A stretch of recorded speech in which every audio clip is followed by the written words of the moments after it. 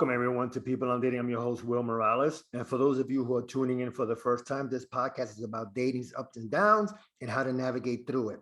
Today, my guest is Kimberly Hill. Kimberly is a certified dating and relationship coach and master neurolinguistic. I'm gonna have to edit that one. No, it's great. Leave it in. Practitioner. Neurolinguistic. There you go. A practitioner who supports men to attract and keep healthy, loving relationships.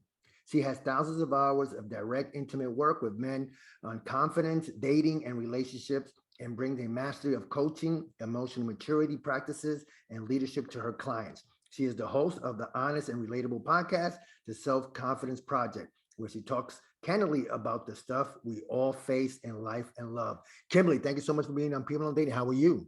I'm wonderful. It's a bit of a kind of depressing, gray, rainy day in Vancouver. So I set up my light so that it felt bright in here, because without it, it's a little dark. It's a little October-y.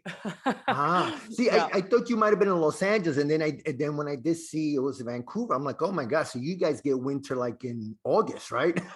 Although, to be fair, our summer started really late this year. And so it only was about like 5-6 days ago where it went, nope, it's not summer anymore. It's officially fall, and it's rainy and it's cold, and it dropped like 10 degrees. So, Oh wow, okay.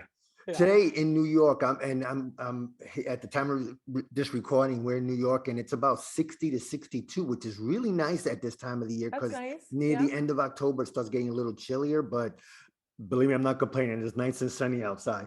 So Kimberly, tell us about your journey. How did you get to this space of dating, of being a dating coach, a relationship coach for men? What was Kimberly's Hill journey? Okay, so I'm going to give you I'm hopefully going to give you like the Spark Notes version, because it can be a long story sometimes. Right. So I never thought I want to be a dating and relationship coach for men. Like, I'd never had that clear realization until a few years ago. Now, before that, I mean, I was just like kind of everyone else. I went to high school, I graduated, I went to university, I focused on business. That's what you do. So I went and got my degree. And then I realized, wow, I've been in school since I was born. So maybe it's time to, travel and have some fun. And so I took a little break after my studies, and I said to one of my best girlfriends, do you want to go to Thailand? Do you want to go travel Southeast Asia, throw a backpack on? She goes, yeah.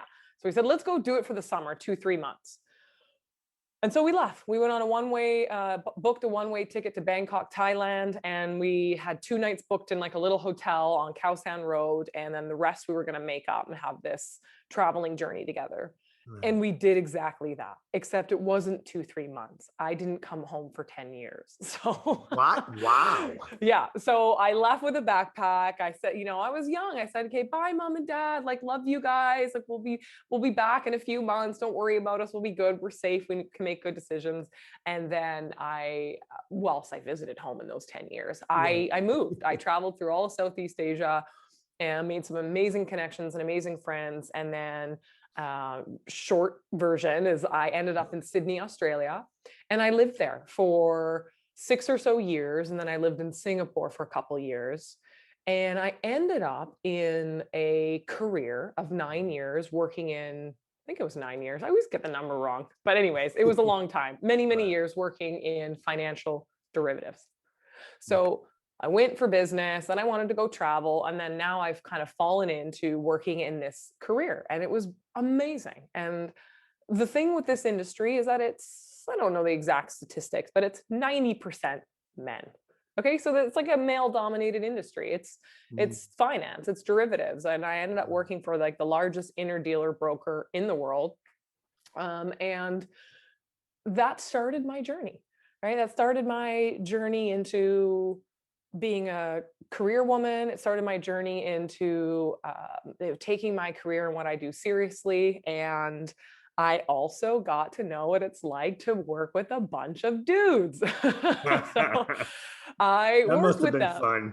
It was fun. And you know what? Those guys are like family. And so I was on a broking floor in the Sydney office. And I think there was maybe 2 or 3 women in the back office, and Yeah. then I was one of 2 women on the front office floor. So it was like myself and one other girl, Emma at the time, I think, that worked on the bonds desk, and about 90 other men on the broking floor. Yeah. So it was like testosterone, balls being thrown around, like real Sydney rugby, footy culture, like lots of jokes and sarcasm and all this kind of stuff. So I worked with these guys for Right. many years, and eventually took my career with the company over to Singapore, increased my role in the firm, and worked there for another couple of years.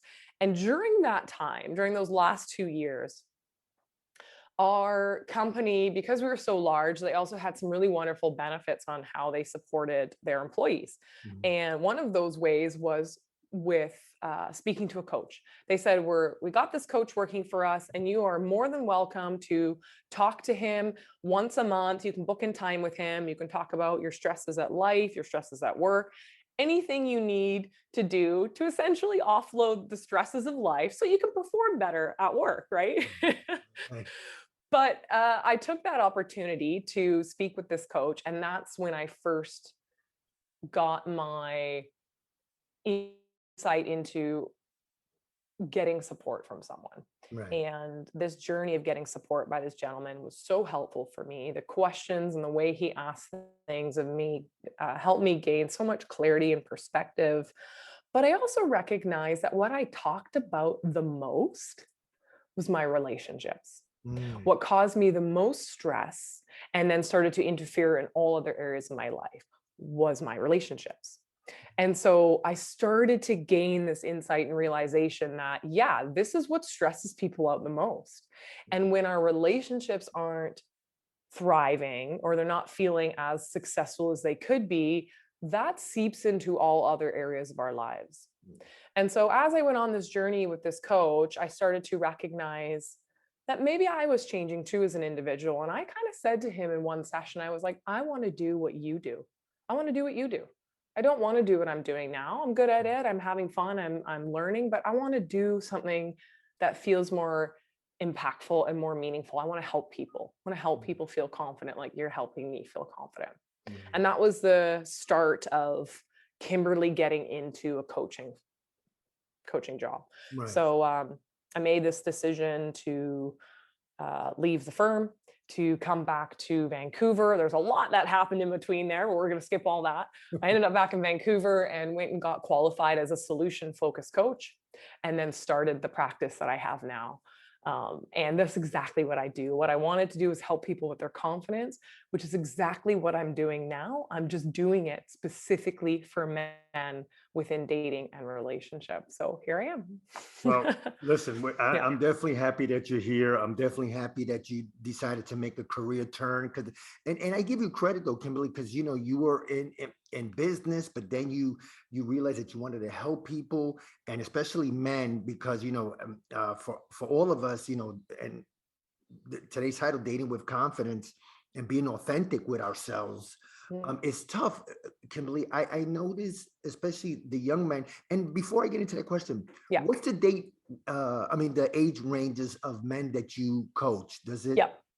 It's wide, but I do Okay. have like a most common ideal kind of client. So I support men in their young 20s all Okay. the way into my eldest client was 68 years old. How old? So 68. Oh, wow. Okay. Yeah. So it doesn't, and That gives hope for us. 100%. I've had many, many men. I've worked with many men in their 60s, and they're going, I'm dating again. And that could be after a 25-year divorce. It Oh, could be after a long-term split, or it could be after the passing of their partner many years ago. And right. they're going, I'm dating again, but what the hell is happening? Because dating today is nothing like dating 30 years ago. Yeah. So these men are wanting to find love. They're amazing guys, but the world has changed rapidly around them. Yeah, So, I agree. and then of course, it's very different with men in their 20s. They're dating for the first time. They have different anxieties. So, how I'm showing I'm supporting those men. There's a good bulk of it that's similar, but they're looking for different things.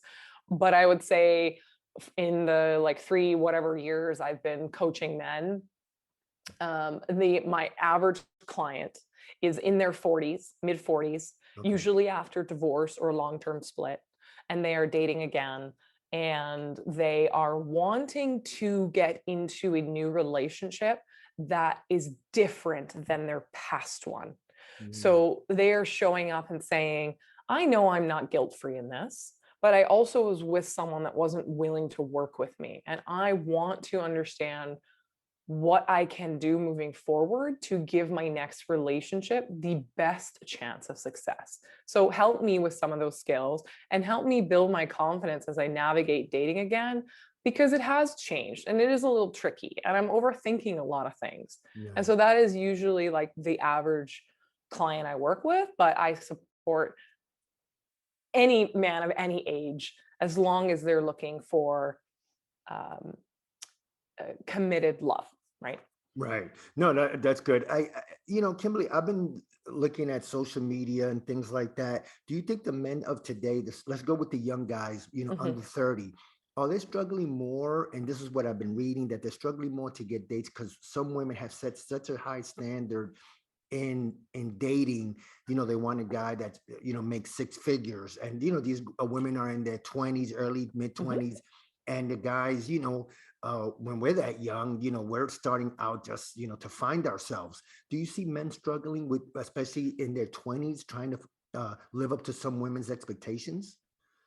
Of course. And like we can see that women are raising their standards of what they are wanting from men and their relationships. And Mhm. some men are finding it hard to meet that bar. And I'll be the first one to say that sometimes women are looking for unrealistic things. Like, yeah, we want a tall guy over 6 feet. He makes 3 times as much money as me, and he's really sweet. And he has tons of friends, and he's great in bed, and he has a mom and a dad that are still alive. Like, come on, like nobody is perfect. So Right, right, on the right. one hand, yes, women, we should have healthy standards. And Mhm. I like to phrase it as healthy standards because you don't want to have low standards and you don't want your expectations to be so high that you never find anybody because no one can ever meet your long, arduous list of things you're looking for that are kind of sometimes meaningless, right? Right, right. So, of course, men that are young are finding it hard to impress certain women.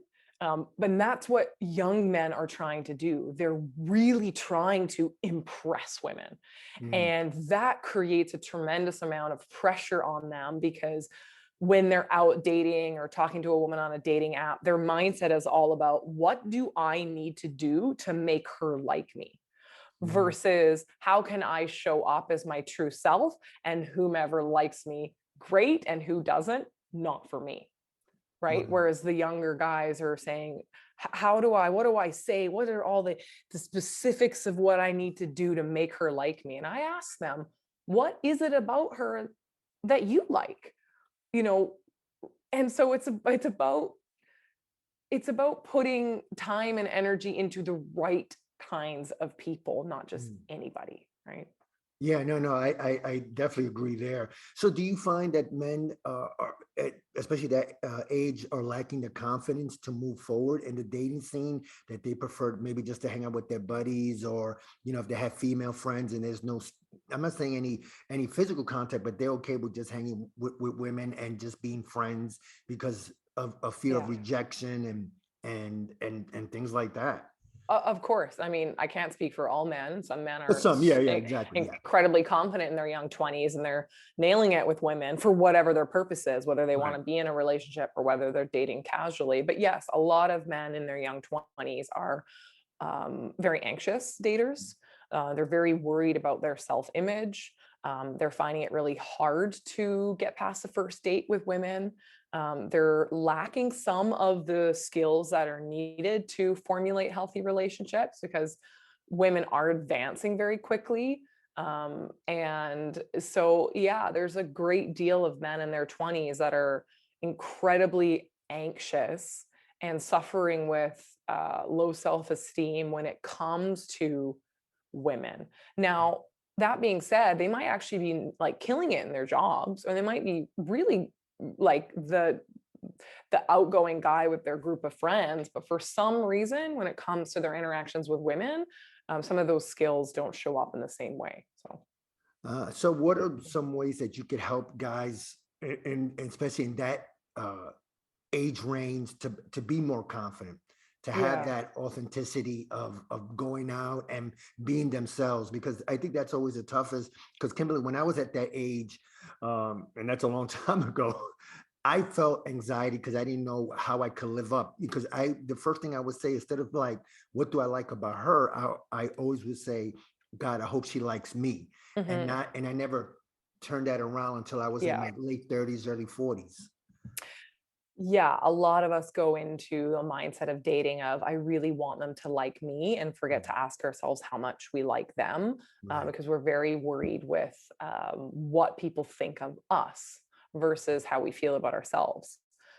So I was actually thinking of this the other day, believe it or not. I often have like insights when I'm on a walk or in the shower or when I'm blow drying my hair of all right. places. I'm just sitting there doing one thing and I start to think, right? And I was thinking, actually, I feel like there's 4 pillars, and I'm gonna refine this over time, but when it comes to, like, helping men build their confidence, whether they're in their 20s or not, it kind of applies, is 4 pillars.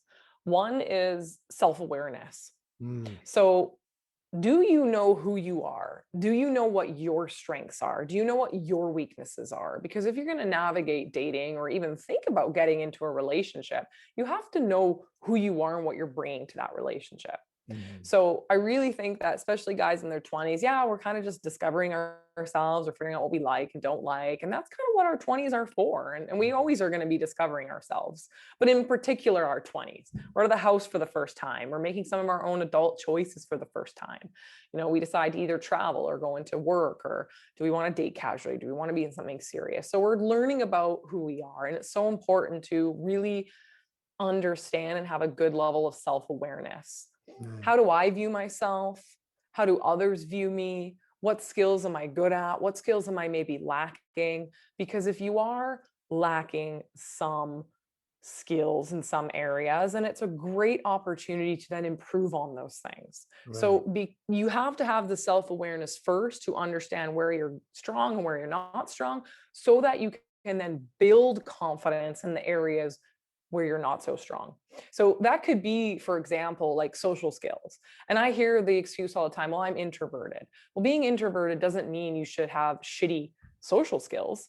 It just Right, it right, just right. means, right? It just means that you get your energy drained when you're around other people.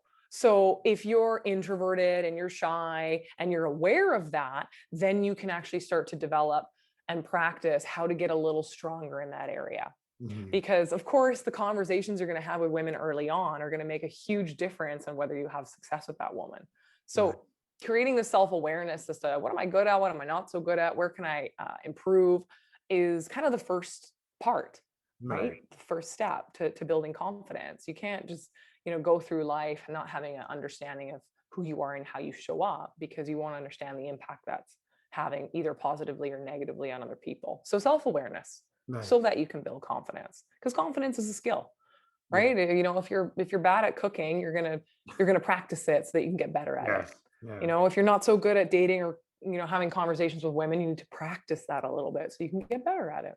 Right. And then the second pillar for guys is mindset. Mm.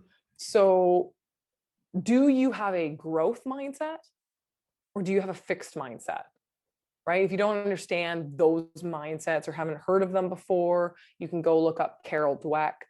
She's a Stanford University psychologist that wrote a book on fixed and growth mindsets Mhm. and the difference that it has made to people's success. And so, in short, you want to be dating, you want to be going through life with a growth mindset, which means you believe that you are capable of greatness.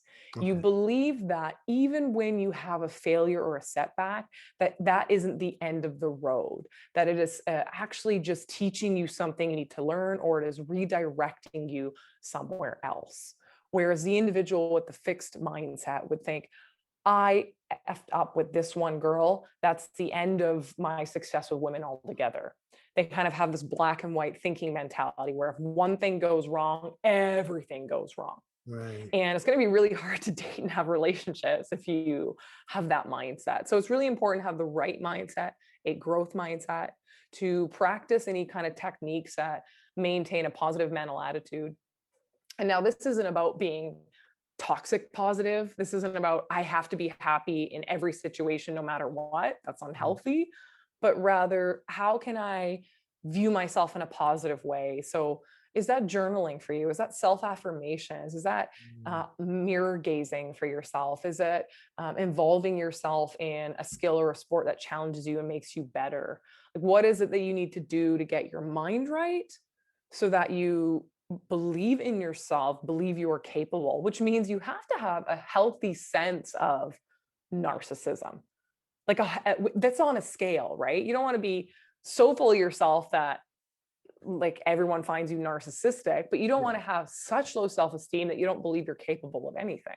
yeah. So you have to have some self-love and self-adoration to get through life, right? Yeah, I wanted to So ask you something. I'm sorry, mhm, Kimberly. We're talking yeah. with Kimberly Hill, men's life, dating, and relationship coach. Um, because you had said something earlier about our mindset, and I went through Mhm, this maybe even into my 40s, whether you're 20 or 60. My God, and it could happen to you where I dated someone. I think it was in my early to mid 40s. I can't remember the exact period, but mhm, I felt that she wasn't right for me. I didn't feel the um she didn't reciprocate the love or the affection, but for some reason I didn't want to let her go because of my mindset where I thought, wow, she might be the only one I'm gonna yeah, get for a long, long time. I'll put up with this BS.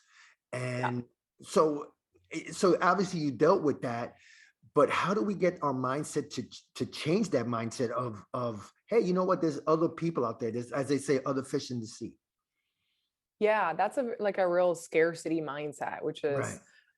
like if I can't make it work with this one person, I'll never make it work with anyone else, which is Right. getting into those cognitive distortions of like all or nothing thinking or black and white thinking. If I can't do it with this one person, then that means I can't do it with anyone. So I'm going to really hold on tightly to this one woman, even if she treats me poorly, Right. because I don't think I'm capable of finding someone else. So that's a we've been there. Many of us have been there. We have those thoughts. Yeah, I yeah. think 80% of the thoughts we have as humans throughout the day are negative thoughts, Yeah. right? And so working on slowly changing it's not an overnight process. It goes back to some of those skills I talk about where maybe you need to read some more books on mindset or some self-help books. Maybe you need Right. to start a journaling practice to get more in touch with your emotions. Maybe you do need to do daily positive affirmations to start feeding your mind healthier things about yourself. Maybe Mm, you need to work with a coach that's going to challenge some of your self-limited beliefs you have about yourself and about the world. And so there's lots of different kind of strategies, and not all of them work the same way for everyone. right. Some people really find success in mindfulness and meditation. Some people, for some guys, it could be as simple as starting to go to the gym. That could make the biggest change in your confidence and what you believe you're capable of, because how we feel in our inside world Right. reflects on our external world. Mm, So sometimes it could be as simple as I'm now going to the gym, I'm boosting my testosterone, I'm feeling better about my body, I'm sleeping better, which means I'm having better thoughts the next day because I'm not tired and run down. And now, as an individual, I feel stronger and I feel more confident. And so now I feel I'm capable of more success. It can be something just as simple as that, like that. Wow. right? So Yeah. we left off. We had self-awareness, mindset, and then we Mhm. had two more pillars to Yeah. touch on. Yeah. So I haven't figured out what I want to call this one yet, but I wrote down it's like understanding some dating strategy, but also power dynamics. Okay. So some people might think this notion is a little outdated, but men need to lead in dating and in Mm, relationships. So if guys haven't dated before, they don't necessarily know what the courting process would look like. They might right. rush into a relationship. They might think that the first date means commitment. I mean, I've asked clients, what does dating mean to you? And they say, well, we've gone on our first date. Now we're like kind of committed to each other. And I went, what? That No, you're quick. not. Yeah. I'm like, no, you're not. That doesn't mean that at all. So it's understanding, well, what does dating mean to you? Right. And what pace makes sense. And so some of the strategy around it, how do you successfully, talk to women online? What are they looking for? So really understanding this whole bucket of Mm, what is dating in today's generation? What does it look like? And let's be real, what are some of the kind of guidelines and rules that need to be following to be successful now? Because it is different than 30 years ago. We're not sending, or 50 years ago, we're not sending our loved one a letter from 3 countries away and saying we're going to see them in 6 months and we're betrothed to them. You know what I mean? Now it's like we have like 100 people online. We can be having 14 conversations at a time. So what do you need to know today to make a dating successful? And if you don't know how to navigate apps, if you don't know how to approach women today in public, if you don't understand that, of course you're going to feel frustrated, because dating itself is a skill. So it's really learning the dating skills and understanding within that the power dynamic of men needing to lead, which means you're the one that asks for her number. You are the one that asks her out on a date. You are the pursuer. And women will do that. Like we're taking over the world, right? Like we'll put on our pants and we'll lead and we'll make more money and we'll organize everything and we'll be tapped into our masculine energy and we'll ask you out. In fact, we'll ask you to marry us these days, right?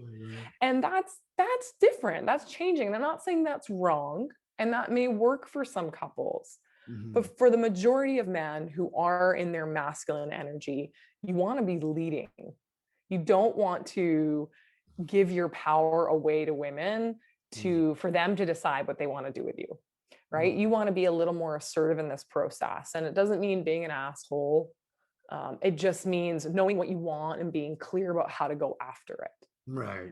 And that is lacking a lot, especially when we're talking the under 30s men. They're like, yeah, but Me Too movement, like can't put my hand on a girl's back. She's going to yell at me. Like they're so worried that anything they do is going to be perceived as wrong or bad. They operate out of such shame and guilt that they don't know how to lead and they don't know how to be assertive. And women who are like ball breakers, getting their careers going, are kind of like, this guy is too nice and too wishy-washy for me.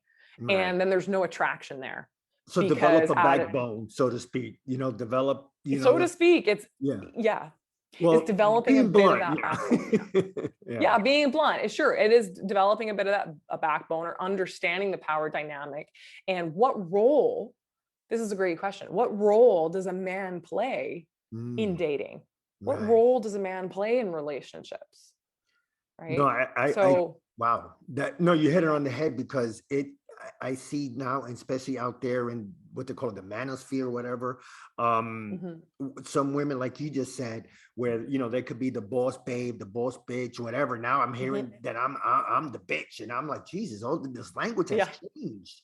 And I agree with what you said. Like 30 years ago, it was just men would court, and because of what you want to call it, feminism or feminine masculinity, whatever it is, I kind of agree with you 100%, where it seems that a lot of guys that are young are not developing the backbone, that they're afraid to step on toes. And have you seen more and more of that as you got into your practice? 100%. It is the quintessential, like, I'm a nice guy, and so I'm going to operate in a way that never offends anybody. And what that does is it destroys you, because that means you're sacrificing your happiness, you're sacrificing your needs and your wants, and placing women on a pedestal way far above you. And yes, we're beautiful creatures, admire and desire us. But if you place us on such high a pedestal before yourself, believe it or not, while women might go, ooh, that's nice in the beginning, they will quickly become tired of you, because you're not the kind of guy that has drive and passion and purpose. In fact, apparently you live to serve her, and she doesn't want that.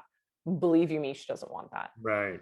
So we got self-awareness, mindset, and I call it for now leader in dating, for lack of a phrase or whatever. And then the fourth pillar is understanding relationship skills, because you want to help a guy get a girl, but then how do you keep her around? That's always that's the main question, Kimberly. Right. How do we keep you guys around? Oh, you So ladies for, how exactly. does that happen?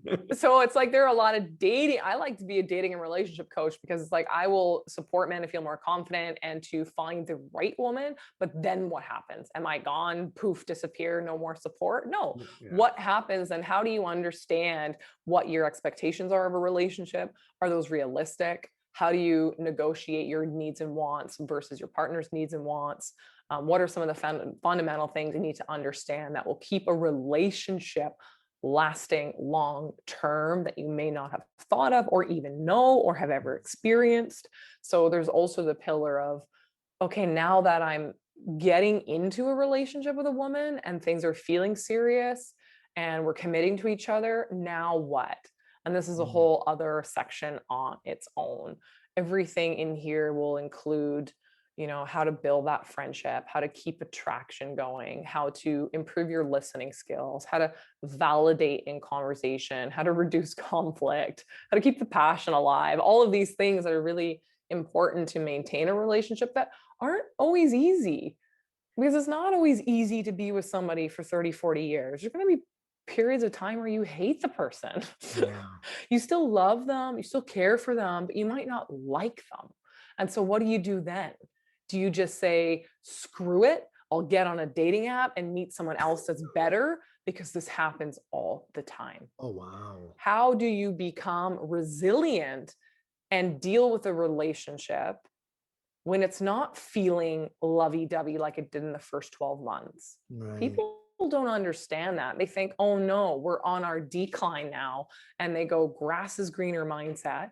I'm out of here. It takes 2 seconds to sign up on a dating profile and find someone else that gives me that dopamine hit that I'm after, that I don't know how to find with my partner. And I'm checked out. And this is why we have 50% divorce rates and infidelity and emotional cheating, because we're not quite sure how to advocate for our needs and wants within the relationship we already have. So this pillar is really important. So are we, I'm trying to phrase this right. Is it possible that then the woman is getting bored in the relationship because maybe we have settled in and not done um, the different types of dating or taking them out different places, or Mhm. just keep, you're home watching TV, but you're both laying there like, you know, like no care in the world, but you're not even talking to each other. Are Yeah. we keeping, or is it the lack of keeping the relationship alive in terms of excitement and diversity and Yep. things like that? Is that a main issue of why people start separating so quickly after, like you said, 12 months, possible, or even Totally. shorter? That in love phase can last up to like 18 months. They've done research on. So Oh, for some wow. people, it ends after 6 months. Some it goes a little longer. Yeah. But yeah, this is not just the fault of the man. This is both individuals in the relationship don't know how to maintain it and keep it thriving and keep it satisfying. So yeah, we get into monotony, we get into routine, and then we start treating our partner worse than we treat our friends. Or we Mm, stop saying please and thank you. We yeah. start taking things for granted. We stop taking our partner out on dates like we did in the beginning, which was so exciting. We're not throwing those picnics or going to those nice dinners or surprising them or bringing her flowers anymore. It's like all of that stops. And for her, she's not as attracted, or maybe things have gotten a little stale in her life and she's lacking some of her own passions and purpose too. And so she gets depressed and starts expecting more from her partner. It's like, this is the dynamic where understand how to be a team. Mm, Understand what your partner needs and wants from a relationship, and they need to understand what you need and want from a relationship. Because having needs is not needy, it's just a fact. We right. have needs. We have different love languages. If you've never heard of the love languages, check it out by Gary Chapman. Understand how you give and how you receive love so you can do it with your partner well, right? I've seen that in terms of myself, where I didn't keep the passion alive. I got complacent, and I'm telling you, Kimberly, it was a disaster because I lost the lack of Mhm. doing anything different. Yeah. I just got complacent by just going home after work and just staying here and not going out for a drink or whatever, even just exploring whether it's a neighborhood or something. Just So I, learning, huh? constantly learning, like Yeah, is the solution to that. Like, yeah, try a new hobby, try a new sport, go meet a new group of friends. Like if you're your influence around you, the five people around you are inspiring you to be a better version of yourself, then you will have the energy to talk about new things with your partner, mm, to try new things with your partner. Right? Because like we do all this fun stuff in the beginning and then we get into, oh, we've moved in together, now we're married, and that's like the end of it. In right, reality, the marriage is like the beginning of it all. right. Because now you get What the rest of your life together it to, totally, yeah, yeah. So what do you want to learn as a couple, and what do you want to continue learning separately, so that at least like Will, you'd be coming home and being like, "Hey babe, like did this super cool thing today," and you have excitement to share with her, and yes, she finds that attractive, and you're like, "Yeah, I deadlifted 250 pounds today," and she's like, "Ooh, come here, honey." Like, where is that polarity and mm, attraction? It goes away because we get so comfortable sitting in our lazy boy watching thousands of Netflix shows, and yeah, we're like farting on the couch with our partner, and we're like not really feeling like jumping your bones right now, right? right. So I mean that's the truth, right? Yeah, no, no. I listen, I've been there on Yeah, both sides, so I yeah. agree. Well, first of all, Kimberly, I want to thank you so much for being on People on Dating. My God, Mhm. you're an amazing person, amazing woman. Just A to Z, you kick ass. So, Thank you. and before we let you go, talk more about your coaching, your coaching program. Tell us Yeah. a little bit more about that. Of course. So I have two things, two ways that you can kind of access me or work with me. Of course, my bread and butter is I love the individualized coaching. So I work with a limited number of clients at a time. We do either a 3 or 6 month program where I support you with your biggest dating and or relationship frustrations, help you overcome them, guide you, mentor you, and teach you some of the skills so that you can be successful in dating and in love. Mm, That is the bread and butter of how to work with me. And of course, that always starts with a complimentary 45-minute consultation, which I'll give you the link to that in case people are interested in please. having that call. I usually am taking clients out of the US, Canada, and sometimes Europe. It's a bit tricky with time zones, but willing to Yeah. make it work with the right person. And then the other way to kind of access some of the information I have is through my membership club. And so right now I'm doing a 50% off discount code. So it brings your monthly membership down to 39 bucks. And what you're going to be getting from me every month is at least 12 either private videos, private voice notes, or information from me. And each month we go deep into a different topic that is really relevant and really important for dating and relationships. So for November, so coming up around the corner, I have tons of content planned around overcoming the nice guy syndrome.